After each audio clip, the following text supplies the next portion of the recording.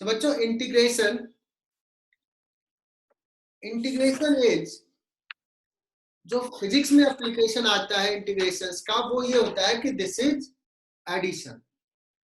ये सम करने का, ऐड करने का, जोड़ने का एक तरीका है।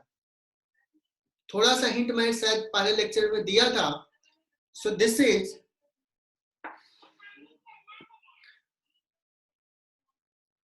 ए वे ऑफ समेशन,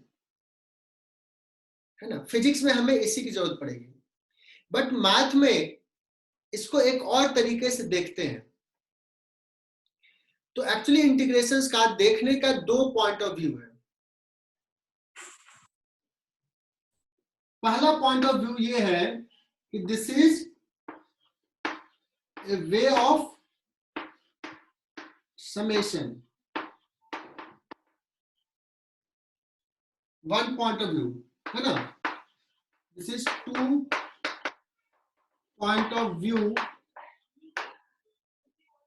इंटीग्रेशन को दो तरीके से समझ सकते हो। फिजिक्स में जो कॉन्सेप्ट है वो इस पे बेस्ड है, बट मैथ वाले थोड़ा इस पे फोकस करते हैं कि integration is opposite to differentiation.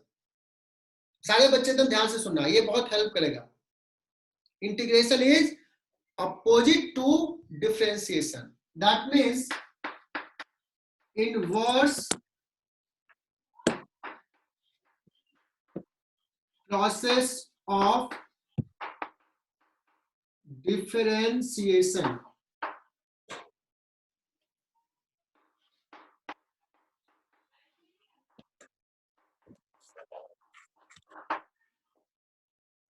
Inverse process of differentiation.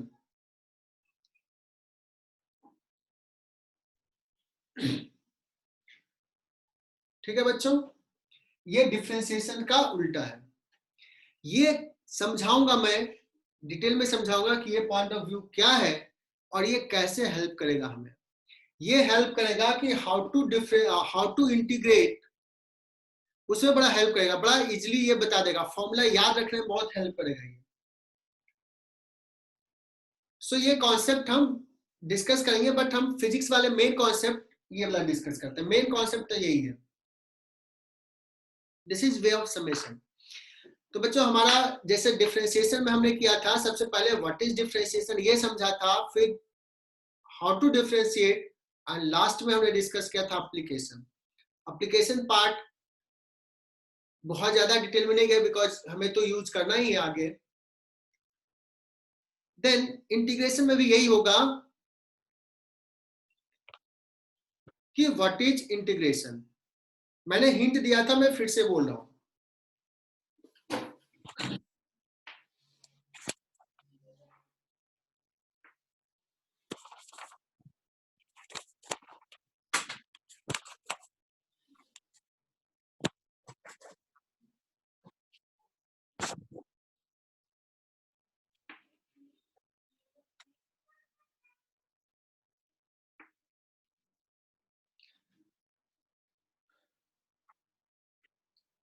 या x1 x2 लेता हूं। बच्चों ये y वर्सेस x एक ग्राफ है, ये ग्राफ है, और मैं क्या बोलूं कि बच्चों इसका एरिया बताओ। मैंने हिंट दिया था पहले। कहोगे सर ये कैसे एरिया निकालेंगे, ना तो रेक्टेंगल है, ना ट्रेपेजियम है, ना कुछ है ना। तो मैं कहूंगा कि एक काम करो, लेट्स की ये डिस्टेंस है y1, ये डिस्टेंस है सपोज y2, है ना। तो अगर मैं पूछूं कि चलो रफ बताओ, रफ आइडिया क्या होगा, रफली बताओ कितना आइडिया होगा, जस्ट अप्रोक्सीमेशंस बताओ। तो someone students will say that sir approximation पूछ रहे हो। आई थिंक किसी का माइक रिकॉर्डिंग ऑन नहीं किया है। सो बच्चों कुछ देर पहले मैंने समझाया था, शायद रिकॉर्डिंग में आया नहीं, कि इसको अगर हमें निकालना एरिया तो जितना ज्यादा डिविजन्स करोगे, जितना ज्यादा रेक्टेंगल्स बनाओगे, जो एरिया होगा वो एक्चुअल एरिया के बराबर होना शुरू हो जाएगा। मतलब इक्वल नहीं होगा, एरर्स कम हो जाएंगे, है ना। सो मैंने अभी n डिविजन्स किया है और टोटल एरिया लिखूंगा, बट वो अप्रोक्सीमेट एरिया ही है, एक्चुअल एरिया नहीं है ये। तो ये कितना होगा तो देखना, y1 into delta x plus y2 into delta x plus so on, ये एरिया प्लस ये area plus simple plus last में yn इंटू डेल्टा एक्स।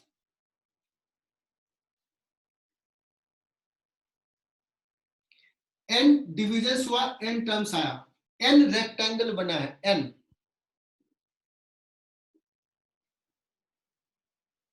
है ना। इस सब को जोड़ देंगे, ये डॉट डॉट डॉट डॉट है,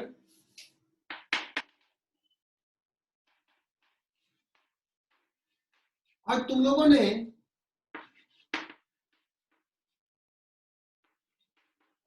approx area is equal to, इसको एक लिखने का तरीका शायद तुम लोगों ने देखा है क्या, ऐसे लिखते हैं summation of yi delta x where I is varies from 1 to n. Do you know, इसी चीज को शॉर्ट में ऐसे लिखते हैं बच्चों,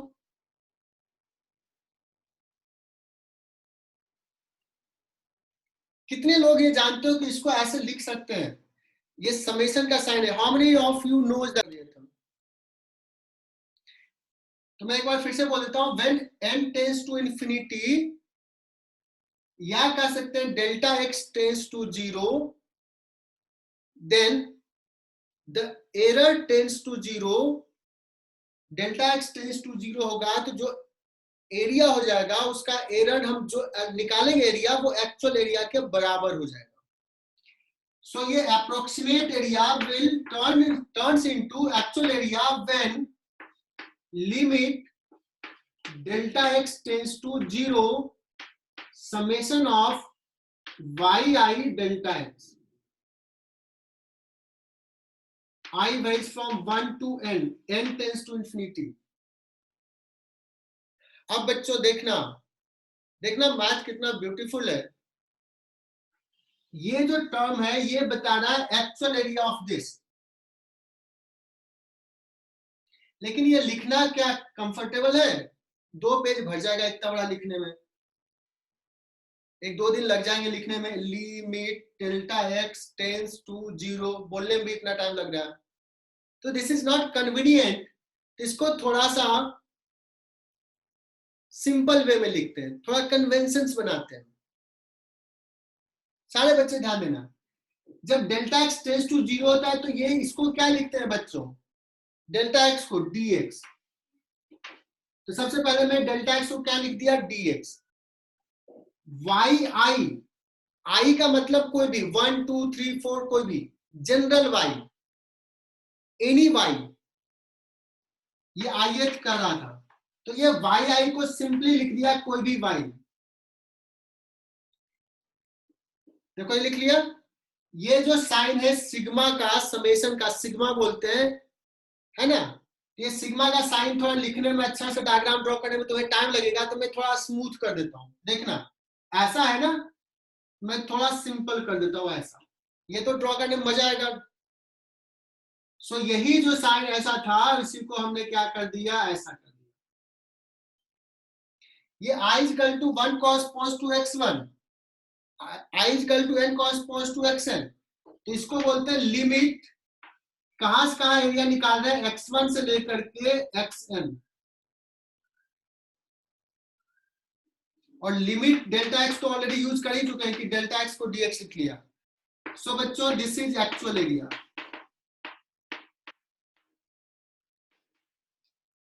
देखो कहां से कहां पहुंच गए। एक्चुअल एरिया को मैं ऐसे रिप्रेजेंट करूंगा और इसी को बोलते हैं बच्चों, इसी को बोलते हैं integration of y with respect to x, y d x. लेकिन कहोगे ये जनरल वाई क्या है? This is the y, look at this. सारे बच्चों का ध्यान यहां होना चाहिए। बेसिक्स ऑफ इंटीग्रेशन समझ में आ गया तो एप्लीकेशंस पार्ट बड़ा इंपॉर्टेंट होगा। मेडिकल में हालांकि बहुत उतना दिमाग नहीं लगाते हैं बच्चे, बट तुम्हें टॉप करना है, टॉपर्स बनना है, तो you should think in this way. Crystal clear होना चाहिए कॉन्सेप्ट। सो सुनना, वाई डी एक्स, वाई कोई भी जनरल वाई और ये डी एक्स है, ये वाई है, तो ये हो गया एरिया, ये हो गया एक एलिमेंट। एलिमेंट का मतलब हुआ कि ये जो पूरा एरिया बना हुआ है वो ऐसे ऐसे बहुत सारे स्ट्रिप से बना हुआ, बेसिक पार्ट।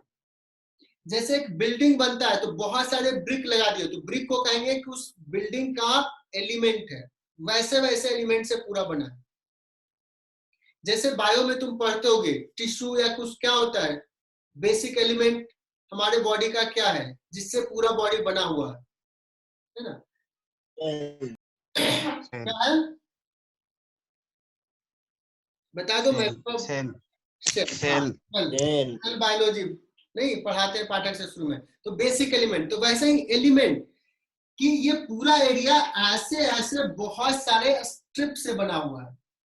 ये हो गया area of one elemental strip, और ऐसे ऐसे सारे स्ट्रिप को ऐड करना है, सारे जितने भी हैं, इनफाइनाइट नंबर ऑफ स्ट्रिप्स हैं, सारे को ऐड करने का तरीका है कि उसको इंटीग्रेट करना, इसको बोलते हैं इंटीग्रेट करना।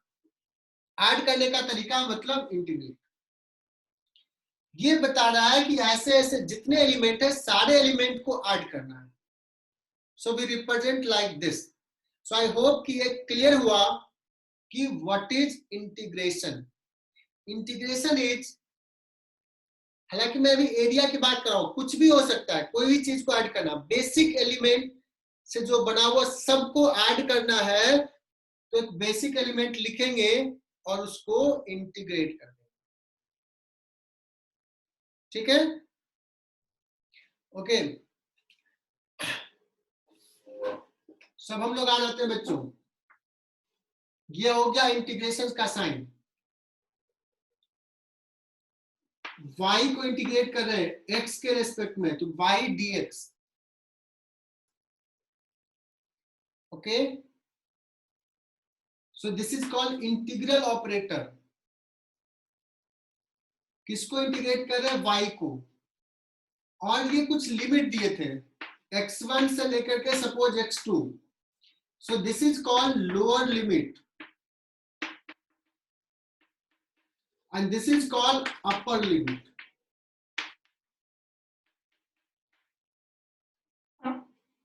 कि कहां से कहां तक ऐड करना है। तो इस टाइप का जो इंटीग्रेशन है, तो देखो कोई ये नहीं लिखेगा कि बताओ क्या होगा। y को इंटीग्रेट करना है, इंटीग्रल साइन है, बट किसके रेस्पेक्ट में करना है? तो सर्टेनली ये मीनिंगलेस है। y इंटू डी टी हो सकता है, y इंटू डी एक्स हो सकता है, y इंटू जो भी है। ओके,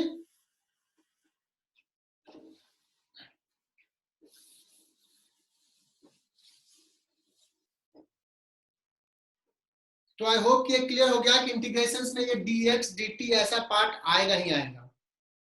इसको लिमिट बोलते हैं। तो इंटीग्रेशंस को हम कहते हैं दो तरीके का है, एक होता है डेफिनिट इंटीग्रेशन और एक को बोलते हैं इनडेफिनिट इंटीग्रेशन। तो ये जो लिमिट पुट किया है इसको बोलते हैं डेफिनिट।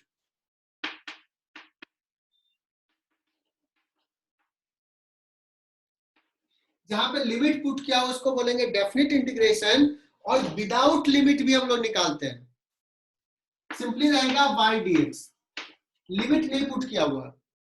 मतलब ये बता रहा है कि लिमिट जब जरूरत पड़ेगी हम पुट कर लेंगे, अभी बिना लिमिट का निकाल लेता हूं, जिसको जब जरूरत पड़ेगा वो उस समय पुट कर लेगा। ओके, तो इसको बोल देते हैं इनडेफिनिट।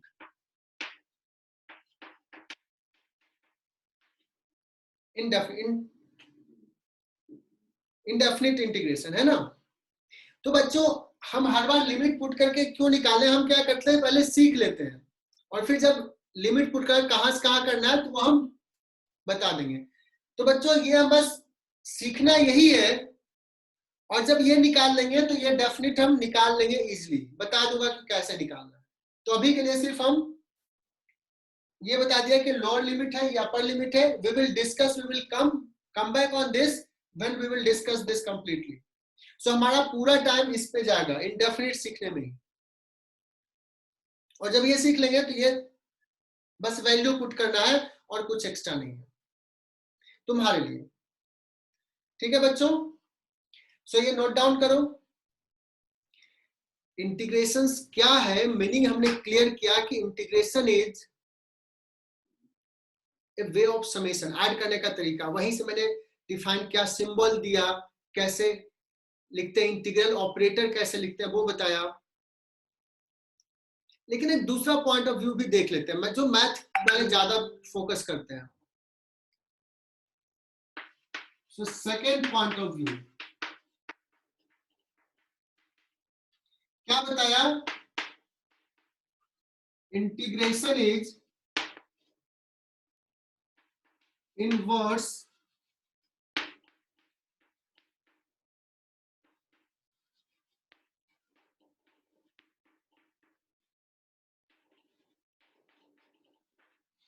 कहोगे सर ये तो आपने पहले भी लिखा, फिर से दोबारा लिख रहे हो, है क्या ये?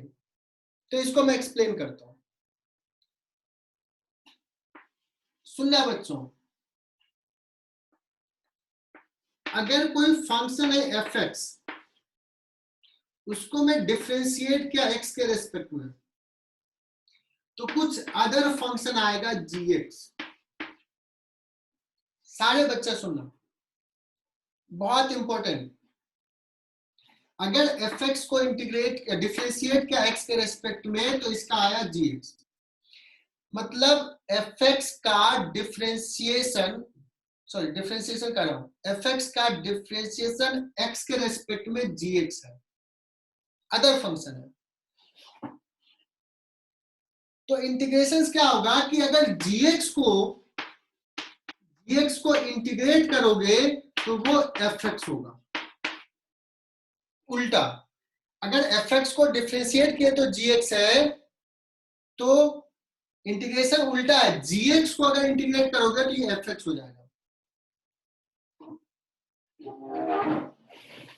सुनना, अब मैं उल्टा बताता हूं, ऐसे बोलता हूं, जीएक्स का मतलब ये फंक्शन का इंटीग्रेशन वही फंक्शन होगा,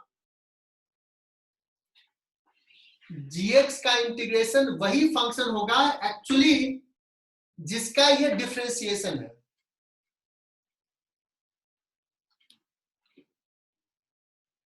फिर से मैं रिपीट कर रहा हूं, जीएक्स का इंटीग्रेशन वो फंक्शन होगा, जीएक्स का इंटीग्रेशन वो फंक्शन होगा जिसका डिफरेंशिएशन जीएक्स है।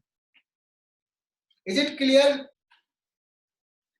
If differentiation of fx is gx, then integration of gx will be fx. इसी को हम ऐसे भी बोले कि gx का इंटीग्रेशन वो फंक्शन होगा जिसका डिफरेंशिएशन gx है। क्लियर? इसलिए उल्टा है, उल्टा होगा ना। अब ये बड़ा हेल्प करेगा, कैसे हेल्प करेगा सुनना, ये लिख लिया, ये नोट डाउन कर लो। अब सुनना बच्चों,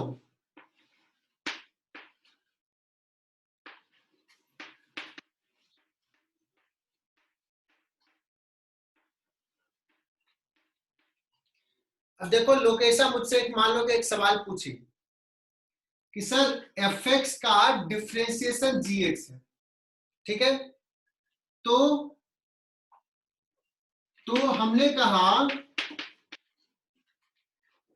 कहा कि जी एक्स का इंटीग्रेशन क्या हो जाएगा, एफ एक्स हो जाएगा। या हमने उल्टा बोला कि gx का इंटीग्रेशन वो फंक्शन होगा जिसका डिफरेंशिएशन gx। बहुत सारे बच्चे कंफ्यूज कर गए होंगे। अब लोकेशा मुझसे मान लो पूछेगी कि सर अगर आप बताओ कि fx प्लस 5 क्या इसका डिफरेंशियल क्या होगा, ये भी तो gx होगा। अगर fx का डिफरेंशियल gx है तो fx प्लस 5 का भी डिफरेंशिएशन gx है। अब ओंकार कहेगा सर यहाँ पे मैंने 9 ले लिया, fx plus 9, fx plus pi, मतलब मैं कहूं कि fx प्लस कोई भी constant c, fx plus c का भी तो डिफरेंशिएशन यही होगा बच्चों, बिकॉज c का डिफरेंशिएशन 0 होता है। तो gx का इंटीग्रेशन कौन होगा, fx होगा कि fx प्लस c होगा कि fx प्लस 3 होगा कि fx प्लस 5 होगा, प्लस c। तो क्या कहेंगे हम, जनरल बोलेंगे कि gx का इंटीग्रेशन fx प्लस कोई भी कांस्टेंट हो सकता है c is any constant, it will depend upon limit जब हम पुट करेंगे। तो दिस इज कन्वेंशन कि जब हम इंटीग्रेशन पढ़ेंगे ना बच्चों, तो सब में हम क्या करेंगे, लास्ट में c पुट कर देंगे कोई भी फॉर्मूला में। तो gx का integration fx plus c is any constant. अब मैं आता हूं, अब समझाता हूं बच्चों, देखना जो नए बच्चे उनको समझ में नहीं आएगा क्योंकि उनको पता नहीं है। साइन एक्स का डिफरेंशिएशन तो याद कर ही लियोगे, cos x plus cos x plus होता है, c, cos x cos x होता है, sin x का डिफरेंशिएशन cos x होता है। तो अगर मैं कहूं कि cos x का इंटीग्रेशन क्या होगा, कहोगे cos x का इंटीग्रेशन वही होगा जिसका differentiation cos x, cos x किसका डिफरेंशिएशन है, sin x का, cos x का इंटीग्रेशन क्या हो गया, sin x। लेकिन कहोगे सर sin x प्लस 5 का भी तो डिफरेंशियल cos x होगा, तो मैं क्या कहूंगा sin x प्लस c। तो मैं हर बार मैं लिखूं ना लिखूं, तुम हमेशा लिख लेना लास्ट में इंटीग्रेट जब करोगे, ये लिमिट नहीं पुट किया हुआ इंडेफिनिट में जो भी फंक्शन है लास्ट में plus c is any constant, got it. Similarly मैं तो अभी लिखाऊंगा सारा फॉर्मूला, मैं एक फॉर्मूला याद कराता हूं कि मैंने पढ़ा था d बाई tan x का डिफरेंशिएशन मुझे पता है। तो क्या तुम ये फॉर्मूला बता सकते हो, sec स्क्वायर x dx क्या होगा, tan x plus c। क्या बात है, देखो मैंने टफ क्वेश्चंस कर दिया था। tan x plus c, tan x plus tan x plus c। मतलब तुम्हें इंटीग्रेट करना है sec स्क्वायर x का, तुम अगर कहीं से ये खोज लिया कि sec स्क्वायर x किसका डिफरेंशिएशन है, तो कोई रूल रेगुलेशन जानने की जरूरत नहीं है, तुम डायरेक्टली वो बता दो। ओके चलो, और इंटीग्रेशन में कहा इंटीग्रेट करना टफ है थोड़ा। अगर मैं ऑब्जेक्टिव दूं क्वेश्चन, तो तुम लोगों के पास तो रामबाण दे रहा हूं कि नहीं आ रहा है किसी का इंटीग्रेशन, 4 ऑप्शन है, देख लो किसको डिफरेंशिएशन आसान है थोड़ा, किसको डिफरेंशिएट करें कि वो आ जाए, जिसको करने से आ जाएगा वही आंसर होगा, है ना। तुम लोग तो ब्रिलियंट हो। पहला बेसिक फॉर्मूला लिखा, note it down, x to the power n, x के रेस्पेक्ट में ही कर रहे हैं, dx है, x टू द पावर जो पावर है n plus 1 divide by n plus 1। अब कहूंगा कि n क्या होगा, किससे मैं पूछूं, what is n, Sharanya n क्या होगा, सिर्फ इंटीजर, सिर्फ पॉजिटिव इंटीजर या नेगेटिव इंटीजर भी हो सकता है, या any rational number, any rational number, any rational number, है ना। बट एक जगह पे थोड़ा दिक्कत होगी, एनी रेशनल नंबर 1/2 हो सकता है, -3 हो सकता है, -5 हो सकता है, बट अगर n इक्वल टू में -1 दे दूं तो ये क्या हो जाएगा, ये हो जाएगा 0, फिर समथिंग इंफिनिटी। हो जाएगा। तो ये value n not equal to -1 के लिए है, अदरवाइज ऑल रेशनल नंबर -1 छोड़ करके x टू पावर -1 का नहीं होगा। तो कोई पूछेगा सर तो अगर -1 हो गया तो, अगर मैं किसी ने पूछ दिया तो, मतलब -1 का मतलब क्या हुआ, 1/x, 1/x का क्या होगा इंटीग्रेशन, सोचो क्या हो सकता है। लॉग हाँ एकदम सही, कहीं से आ रहा है जवाब, ln x लॉग ई एक्स। हाँ ln x ln x log base ex, बहुत ही बढ़िया, क्योंकि उसको याद आ गया, प्रिया ने भी जवाब दे दी कि log x का डिफरेंशियल 1/x है, इसलिए 1/x का इंटीग्रेशन क्या हो जाएगा, log x, that means ln x, ln का मतलब log बेस e। और बच्चों इसमें क्या कहा था मैंने, प्लस सी जोड़ देना है। थोड़ा मैं पूछ लेता हूं बाकी बच्चों को समझ में आया कि नहीं। बच्चों मैंने बेसिक फॉर्मूला ये लिख लिया, sin x का तुम्हें लोगों ने बताया, cos x का भी बताया, थीटा x का भी बताया। तो बच्चों मैंने कुछ सवाल दिए हैं और इसमें से एटलीस्ट 3 सवाल सॉल्व होने चाहिए, मिनिमम 3, नहीं हो रहा मतलब कुछ दिक्कत है। बच्चों सवाल सारे हो गए होंगे मुझे लगता है। इसका क्या लिखोगे, x to the power 4, 3 + 1, last में +c। देखो इंटीग्रेशन साइन हट गया तो आएगा, कुछ बच्चे इसके बाद भी इंटीग्रेशन पुट कर देते हैं। 1/x² का मतलब क्या हुआ, x to the power -2 dx। क्या लिखेंगे, x to -2 + 1 divided by -2 + 1, that is equal to -1/x। √x का मतलब क्या हुआ, x to the power ½ + 1 divided by ½ + 1,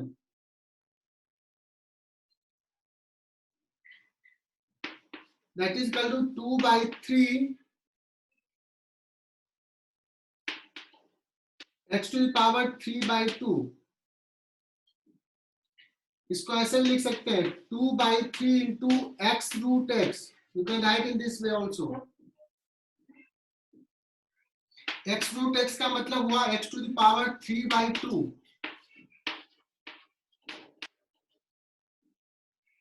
so हो जाएगा x to the power 5/2 divided by 5/2, that is equal to 2/5 x² √x, you can write in this way। और ये तो खुश होने वाला सवाल है, x to the power 5/5, सब में +c लास्ट में।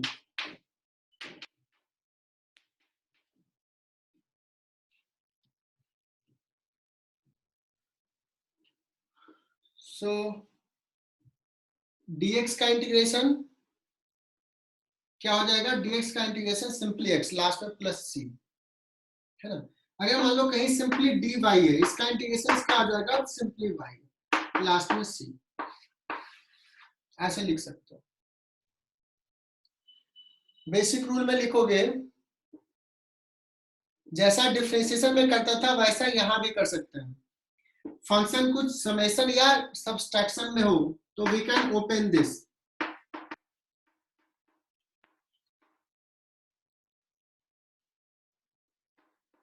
अलग अलग इंटीग्रेट कर लेंगे, माइनस है तो माइनस,